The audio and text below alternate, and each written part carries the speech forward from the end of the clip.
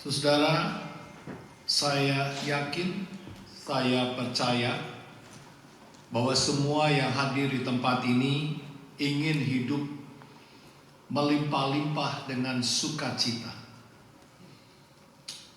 Gak ada orang yang menolak sukacita, bukan? Semua pasti mau bersukacita. Dan dunia juga menawarkan hal yang sama. Dunia menawarkan sukacita. Dengan cara bagaimana? Saudara punya banyak uang, saudara bisa naik jabatan, saudara memiliki tubuh yang sehat, saudara punya keluarga yang baik, suami istri yang saling mengasihi, dan saudara ada dalam kesuksesan, baik itu dalam studi dan juga dalam bisnis. Dan ketika saudara ada di dalam situasi seperti itu, maka saudara katakan, saya bersukacita. Tetapi bagaimana kenyataannya ketika yang saudara pikirkan bisa saudara bersukacita itu hilang satu persatu? Saudara mengalami kegagalan. Saudara studi tapi fail. Saudara bekerja tapi dipecat. Saudara berusaha dengan bisnis, tapi saudara gagal dalam bisnis, saudara bangkrut. Masihkah saudara berkata, saya bersukacita? Ketika suami pergi meninggalkan istrinya, cari wanita lain, will. Bagaimana dengan istri yang cari pil, pria idaman lain? Apakah saudara masih bisa berkata saya bersukacita? Saya yakin jawabannya saudara kehilangan sukacita itu. Tapi pertanyaannya bagi saudara saya adalah, apakah ada sukacita di dunia ini yang tidak pernah bergantung kepada kondisi dan situasi hidup yang saudara sedang alami? Meskipun saudara ditinggalkan pasangan hidup, saudara tetap berkata, saya tetap bersukacita. Sekalipun dipecat dalam pekerjaan, saudara tetap berkata, saya tetap bersukacita. Usaha saudara bangkrut pun, saudara tetap berkata, saya bersukacita. Bisa nggak? Tapi ternyata ada loh saudara di dalam kitab yang mengatakan dia tetap bersukacita. Siapa dia? Yaitu Paulus. Makanya dia tulis surat Filipi. Dan menariknya saudara, surat Filipi ini dikenal sebagai surat sukacita. Padahal si penulis ada di dalam penjara. Ironis kan saudara, dia berkata bersukacita itu ratusan kali dalam suratnya. Padahal situasinya tidak bisa membuat dia bersukacita. Dia ada di dalam penjara Roma. Bagaimana dia bisa bersukacita kalau dia dalam penjara? Kakinya dipasung, tangannya dirantai. Dia nggak punya kebebasan. Diancam hukuman mati. Tapi dia berkata bersukacita berkali-kali itu dalam surat Filipi ini. Artinya hal ini bisa mengajarkan kepada saudara dan saya, sukacita yang sejati tidak bergantung kepada situasi dan kondisi hidupmu. Kalau hidup kita masih bergantung kepada dunia di sekitar kita, itu bukan sukacita sejati, itu temporary. Temporary joy, not the true joy. Kalau saudara merasa sukacita karena kondisi saudara baik, that's not the true joy. The true joy berasal dari Kristus. Ketika saudara abide, saudara hidup di dalam Kristus seperti carang atau cabang di pohon anggur yang benar. Disitulah saudara bisa bersukacita. Itu lebih ayat yang pertama sampai kedua. Dikatakan oleh Paulus dia itu karena relasi dengan Kristus dia bisa bersukacita. Perhatikan ayat 1 dan 2. Dari Paulus dan Timotius, hamba Kristus Yesus, kepada semua orang kudus dalam Kristus Yesus di Filipi, dengan para penilik jemaat dan diaken, kasih karunia dan damai sejahtera dari Allah Bapa kita dan dari Tuhan Yesus Kristus menyertai kamu. Ini saudara ayat yang dipakai juga pada saat kita votum maupun benediction. Itu dipakai, kenapa? Karena ini merupakan salam sejahtera yang luar biasa yang Tuhan mau kita merasakan semuanya. Apapun kondisi, situasi kehidupan yang saat ini sedang kita alami. Kita pelajari lebih dalam, saudara. Paulus dan Timotius, hamba-hamba Kristus Yesus. Dia tidak berkata rasul-rasul Yesus Kristus. Dia berkata hamba, bukan rasul. Ini penting. Apa bedanya? Rasul itu jabatan, position. Kalau hamba itu adalah peranan. Jadi saudara bisa bedakan jabatan dan peranan. Identitas dari Paulus adalah hamba. Dan dia tidak berkata saya rasul. Ini sangat penting saudara. Saudara bukan tidak bersukacita oleh karena posisi jabatan di satu gereja. Saudara tidak bersukacita karena saudara itu punya posisi yang bagus dalam bisnis. Saudara bersukacita bukan karena saudara seorang yang sangat disegani dalam satu university. Posisi sebagai rektor, sebagai dekan. Dan saudara juga tidak bersukacita karena saudara itu adalah menteri dalam kabinet Prabowo. Saudara itu tidak bersukacita oleh karena kondisi jabatanmu. Tetapi saudara bersukacita karena relasimu dengan Tuhan. Itu yang bikin kamu bersukacita. Mengapa saudara? Karena saudara bisnismen, kaya, artis, sukses. Itu cuma temporary. Satu saat semua satu persatu akan hilang, gone. Saya mau kasih contoh di depan mata kita, papa saya. Dulu masih muda, dia aktif. Dia punya toko kacamata. Dia bekerja keras. Dia punya semuanya. Tapi sekarang dia ada di nursing home. Mau bangun aja udah susah badannya. Udah gak bisa mengikuti keinginannya lagi.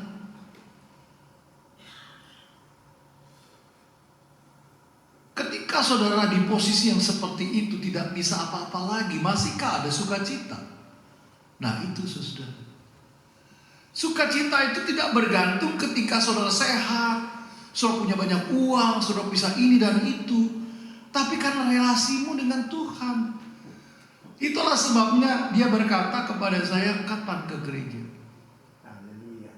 Dia pikir maunya setiap hari kalau ada gereja dia datang. Hari Sabtu juga dia mau datang sesungguhnya. Tapi giliran adik saya bawa. Kemarin tadi saya tanya waktu saya jemput dia, kemarin kemana Pi? Tahu ya, kayaknya gue gak kemana-mana. Pada adik saya udah kasih fotonya, dia lagi dibawa ke Roseland, lagi happy di Roseland. Dia nggak tahu kemarin kemana, dia lupa. Saya udah mulai gejala juga sih. Tadi kan Pak Rudi sama Ibu Imelda udah kasih tahu namanya kan ya. Nama si ini, nama anak si ini, sampai sini tuh dia namanya siapa ya, lupa. Akhirnya saya sampai Rocky. Pak Rocky, sorry saya udah tua nih.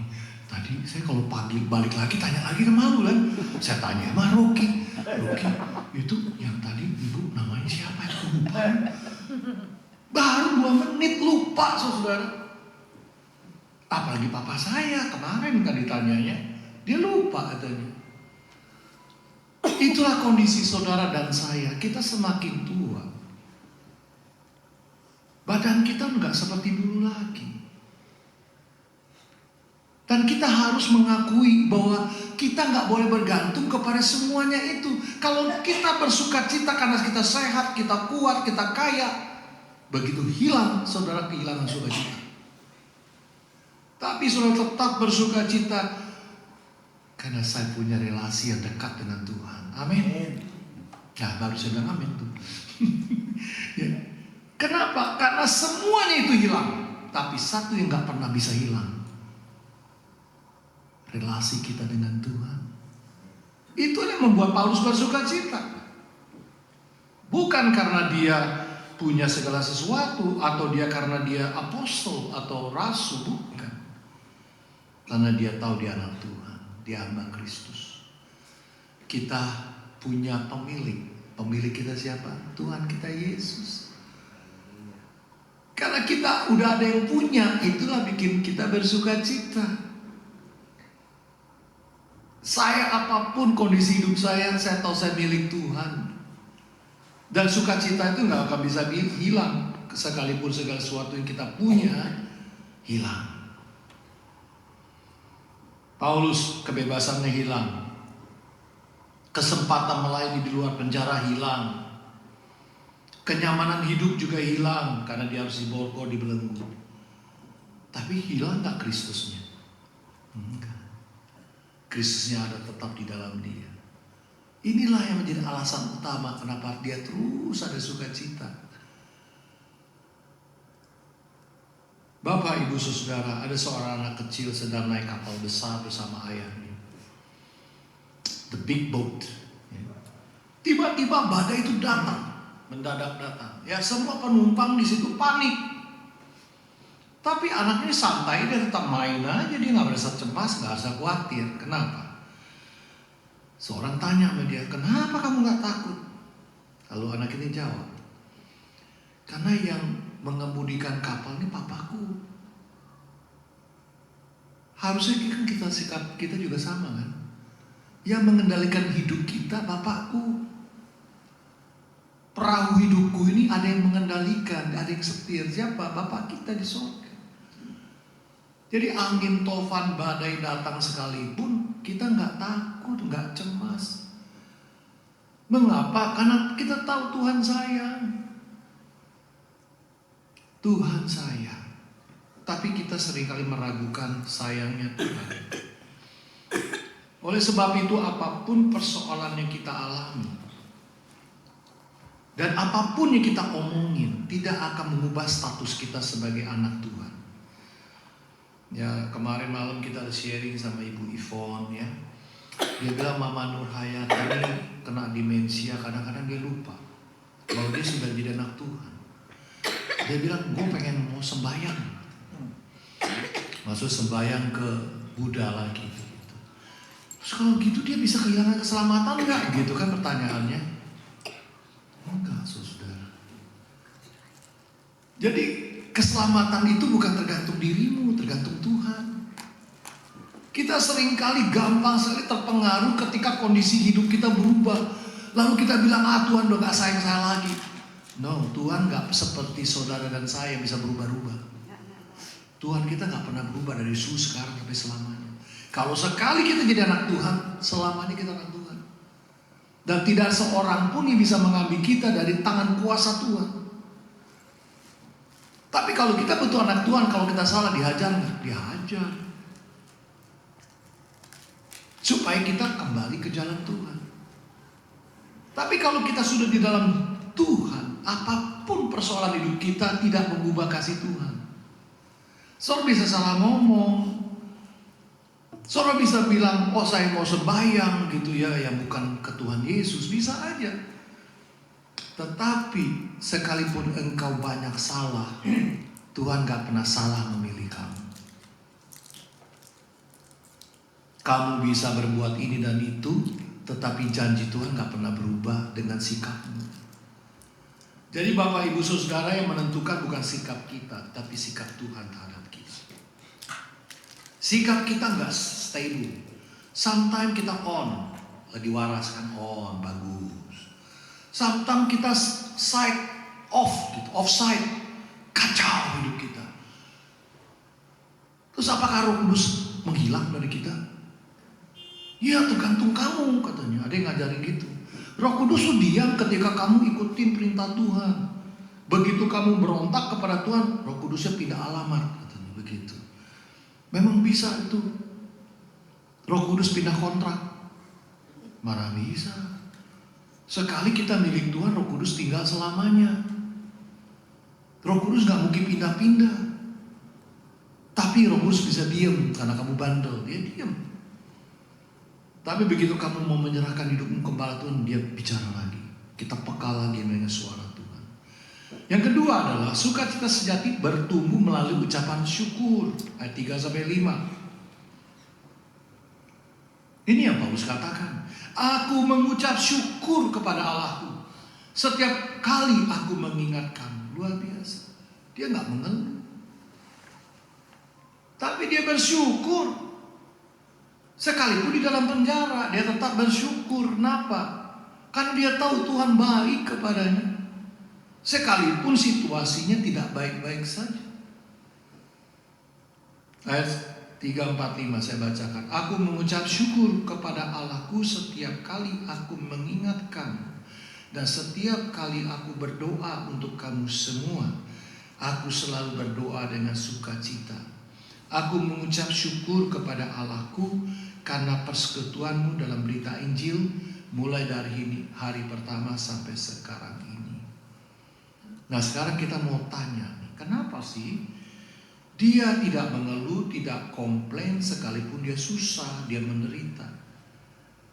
Kuncinya ada di sini. Pikirannya hanya kepada Tuhan dan kepada jemaat yang dia layani, bukan dirinya. Kuncinya di situ, saudara. Banyak orang cuma mengasihani dirinya.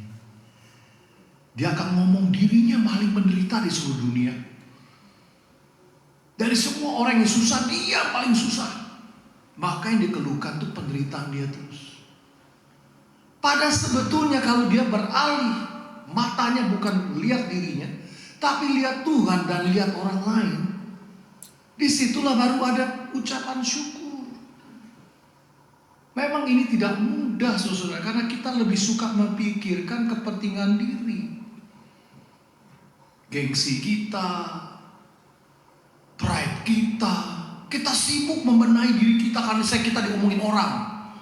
Kita berusaha membuktikan bahwa kita ini lebih baik daripada omongan orang. Kita sibuk memikirkan diri kita. Saudara, Tuhan Yesus gak pernah ngajarin kita mikirkan diri kita sendiri. Ketika dia mati di kayu salib, ada gak Tuhan Yesus bilang, aku begini-begini gara-gara kalian nih? Enggak.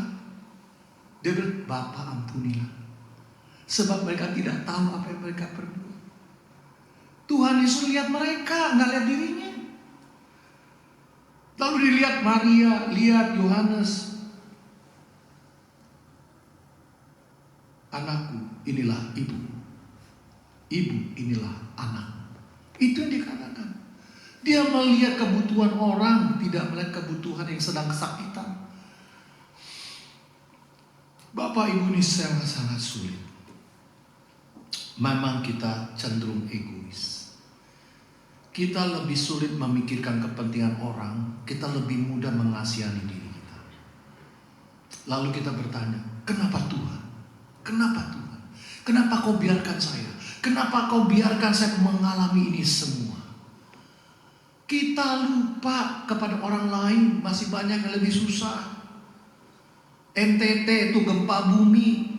Berapa banyak orang yang kehilangan tempat tinggal, yang mati tertimbun. Saya barusan ngobrol sama Pak Frans. Di Soe itu air itu susah sekali, kemarau yang panjang. Saya lihat di Kalimantan kebakaran karena kekurangan air juga sekarang mereka hidup. Jadi Bapak Ibu Saudara, banyak orang lebih susah dari kita. Tapi kita nggak bersyukur kalau hidup kita lebih baik dari mereka. Kita selalu komplain lagi. Coba kita lihat orang lain yang lebih susah dari kita. Disitulah ada kasih Tuhan. Kita seringkali memikirkan diri kita lagi. Bagaimana saudara kalau situasinya terbalik? Kondisi kita ini seperti itu, di titik ke tempat yang paling rendah dalam hidup kita. Kita yang harus mengalami tekanan, kesulitan, bahkan ancaman kematian. Masih nggak bersyukur. Sulit memang, tapi bisa. Karena Paulus bisa. Ketika dia tertuju matanya ke orang lain yang di luar sana. Aku bersyukur karena pertumbuhan iman. Aku bersyukur karena engkau maju dalam pemberitaan Injil.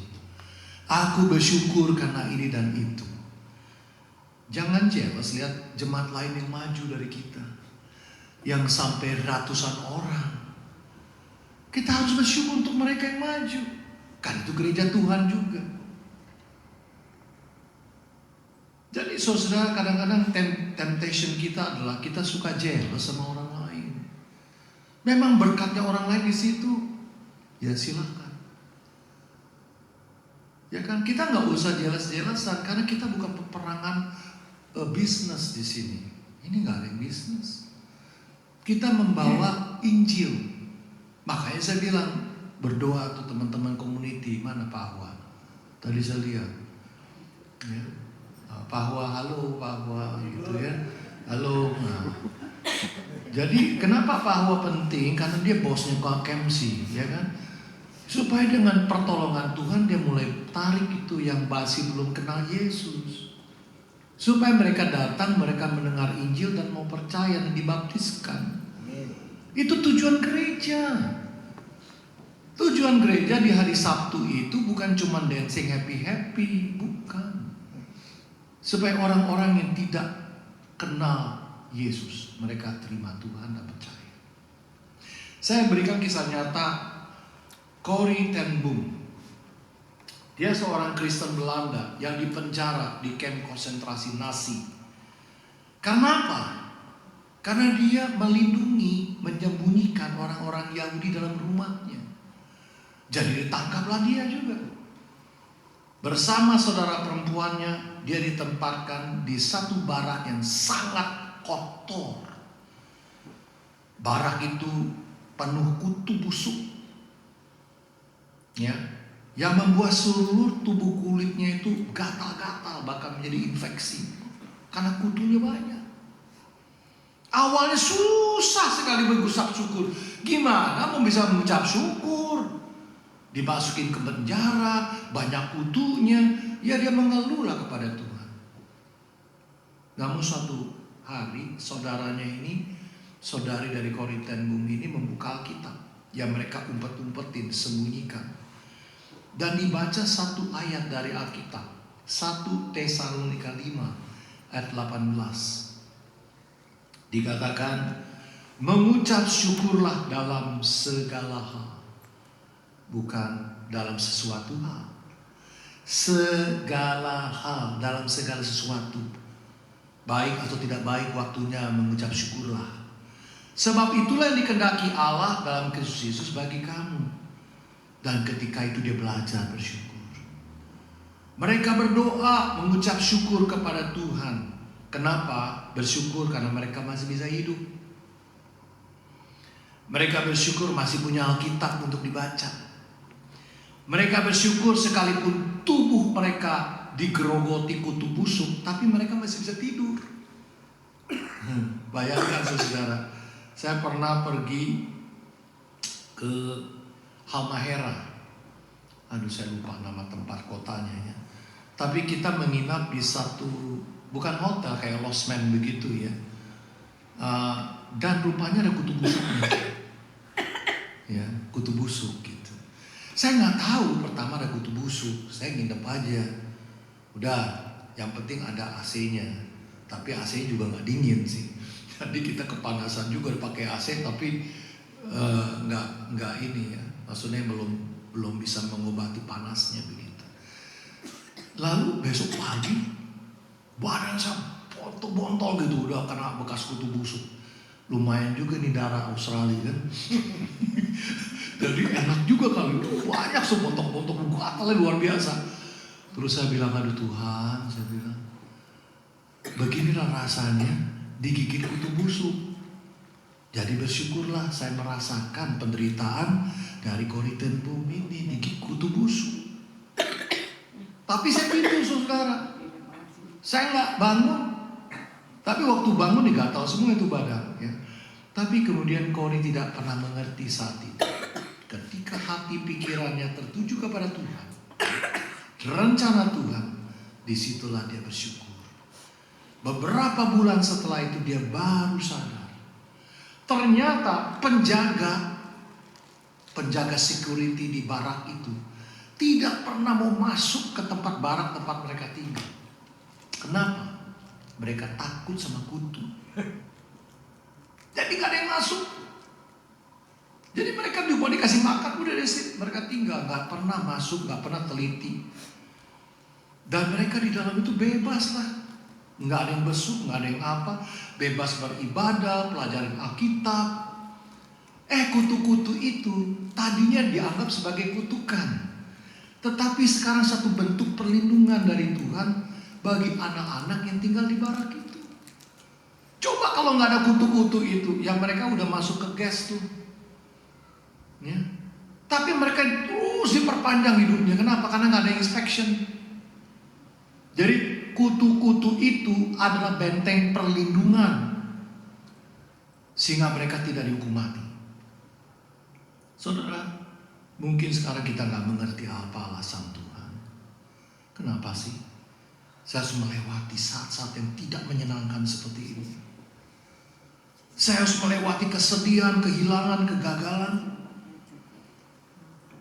Tetapi saudara, apabila fokus kita kembali kepada Tuhan dan kita bicara the goodness of God, ya Mario, you talk about the goodness of God. The goodness of God is not only revealed when you have a good life. Even though you are struggling in this life, you having downturn in your life, but God's still good all the time. Tuhan gak pernah berubah. Kalau kita diizinkan dicobai, Tuhan tidak akan membiarkan kita dicobai melampaui batas kekuatan kita. Dan pada saat kita dicobai, Tuhan memberikan jalan keluar bagi hidup kita. Jadi rencana Tuhan gak pernah gagal. Yang ketiga, sukacita sejati memiliki pengharapan akan pekerjaan Tuhan. Ayat 6 mengatakan, Ia memulai pekerjaan yang baik di antara kamu dan akan meneruskannya sampai selesai. Mungkin hari ini kita berkata, aduh Tuhan, sekian lama saya ikut Tuhan, hidupku belum berubah. Imanku masih lemah, hidupku berantakan. Tuhan bilang apa? Aku belum selesai dalam memproses kamu. Masih banyak kesempatan untuk menjadikan kamu seperti yang aku rencanakan dan inginkan. Bayangkan saudara masuk ke suatu lokasi pembangunan rumah.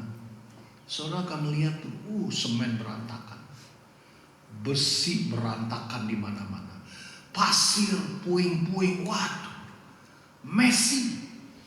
Lalu apakah saudara berkata rumah ini jelek? Jangan terlalu cepat menjudge seseorang. Kita belum tahu 10 tahun, 20 tahun akan mendatang seperti apa dia. Padahal rumah yang lagi berantakan itu belum selesai dibangun, belum kelar. Gitu juga dengan hidup kita. Jangan langsung nilai hidup kita. Prosesnya mungkin berantakan, hidup kita tampak messy, tapi Tuhan bilang, I'm not finished yet. Ongoing proses. Saya masih terus memproses kamu, sehingga satu saat engkau akan menunjukkan keindahan Tuhan dalam hidup kamu. Itu yang Tuhan mau dalam hidup saudara dan saya. Yang keempat, sukacita sejati bertumbuh melalui kasih. Dikatakan aku merindukan kamu sekalian, itu jauh tempatnya, tapi merindukan. Walaupun di penjara, jadi artinya penjara tidak membatasi kasih Paulus kepada anak-anak Tuhan yang lainnya. Kasih kita kepada teman-teman di Talaut gak akan dipisahkan oleh waktu dan tempat. Tetap kita sayang. Saya kemarin kirim ke Pak Robi alat pengolahan untuk membuat coals ya, dari sabuk kelapa apa semua itu bisa jadi arang. Ya. Kita juga masih hati punya ke Kupang. Pak Franz, kita harapkan nanti bisa bikin video, dia bisa jelaskan pelayanannya ke Kupang. Artinya apa, saudara? Sekalipun jauh tidak membatasi kasih itu. Kasih kita akan terus ada kepada teman-teman kita yang ada di luar sana, yang sedang menderita dan sedang berdoa. Pencuri sukacita terbesar itu hidup egois. Semakin seseorang hanya pikir diri sendiri, semakin sedikit sukacitanya. Semakin dia memikirkan banyak orang lain, semakin besar sukacitanya. Jadi saudara mau bersukacita yang besar atau yang kecil? Kalau saudara bersukacita yang besar, saudara pikirkan orang lain. Kita menjadi alat Tuhan untuk menjadi tangan kasih Tuhan kepada banyak orang. Dan yang terakhir, sukacita sejati menghasilkan kehidupan yang dewasa. Ayat 9-11. Ini perhatikan, Paulus tidak berdoa supaya jemaatnya tambah kaya, supaya jemaatnya tambah banyak. Dia tidak berdoa supaya mereka bebas dari persoalan. Tapi doanya apa? Perhatikan, kasih semakin bertambah, pengetahuan semakin bertambah, dapat membedakan mana yang baik, mana yang buruk. Hidup yang murni, penuh dengan buah kebenaran. Jadi sukacita sejati itu bukan perasaan, tetapi perubahan sikap dan karakter. Ketika saudara itu bersukacita, the true joy, hidupmu dirubah sama Tuhan. Semakin saudara mengasihi, semakin sabar, semakin rendah hati, semakin kudus. Ada seorang pemain biola terkenal. Dia memainkan biolanya di suatu konser yang begitu banyak dihadiri pengunjung. Tiba-tiba salah satu senarnya putus. Dia tetap main. Tapi senar kedua putus lagi senar keduanya. Lalu lagi main lagi, senar ketiganya putus. Putus lagi, tinggal satu senar. Selesai kan sudah. Semua orang berpikir si pemain biola ini akan stop permainannya, konser selesai. Namun apa yang terjadi? Dia nggak berhenti. Udah 3 kali ting, dia nggak berhenti, dia main terus. Dia tetap memainkan melodi yang lagu yang indah, sekalipun cuma ada satu senar. Nah, begitu konser selesai, banyak yang nanya, kenapa sang maestro tidak berhenti ketika 3 senar biolanya itu putus, tapi tetap memainkan lagu yang indah sekalipun cuma satu senar. Selesai dia berkata, tugas saya dikatakan bukan memainkan senar biola yang lengkap. Tugas saya adalah memainkan musik yang indah. Perhatikan kata-katanya. Tugas saya memainkan musik yang indah. Cara Tuhan memakai hidup saudara dan saya pun sama. Saudara mungkin bisa mengalami putus pekerjaan, putus kesehatan, putus orang yang saudara kasihi, putus impian-impian saudara. Tapi semua yang kehidupan saudara yang putus itu tidak membuat Tuhan berhenti memproses hidup kita. Tidak. Karena bagi Tuhan yang dia mainkan itu bukan senar. Yang dia mainkan hidup kita menjadi seperti Yesus. Karaktermu diubah, sikapmu diubah, tingkah lakumu diubah. Semakin lama semakin seperti Tuhan kita Yesus. Itulah yang Tuhan mainkan musik dalam hidupmu. Ini alasan terakhir mengapa kita tetap bersuka cita. Karena Tuhan tidak memakai kegagalan kita untuk menjatuhkan kita. tetapi memakai semua proses hidup yang kita alami untuk kemuliaannya. Saudara boleh gagal, saudara boleh jatuh, tapi tidak membuat Tuhan berhenti untuk menjadikanmu indah pada waktunya Tuhan. Bukan pada waktumu atau waktu yang kita pikir standar manusia. Oleh sebab itu mari kita kembali kepada Filipi 1 ayat 1-11. Sukacita sejati dasarnya abide in Jesus. Saudara tinggal di dalam Kristus. Yang kedua, ucaplah syukur. Sekalipun susah, tapi terus bersyukur. Karena saudara selalu melihat orang lain dan tidak melihat diri saudara sendiri. Saudara terus berdiri di pengharapan Tuhan yang berkuasa menyelesaikan pekerjaannya dalam hidup kita. Dan sukacita semakin nyata itu akan terlihat melalui kasih kita kepada sesama.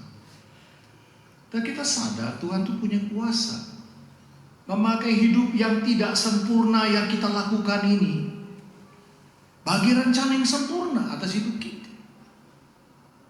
Tuhan punya rencana yang sempurna dan tidak bisa digagalkan dengan ketidaksempurnaan saudara. Hidupmu boleh tidak sempurna, tapi kuasa Allah menjadikan engkau sempurna di matanya. Karena yang berkuasalah Allah itu mengubah hidup kita. Oleh sebab itu dunia gak bisa merampas sukacita kita di dalam Kristus. Dunia bisa ambil kenyamanan hidup kita, harta, kesehatan. Tetapi seperti papa saya, dia tetap bersukacita. Karena namanya terdaftar dalam buku kehidupan. Itulah yang membuat dia bersukacita. Sekalipun dia ada di kursi roda. Maukah saudara memiliki sukacita yang sejati?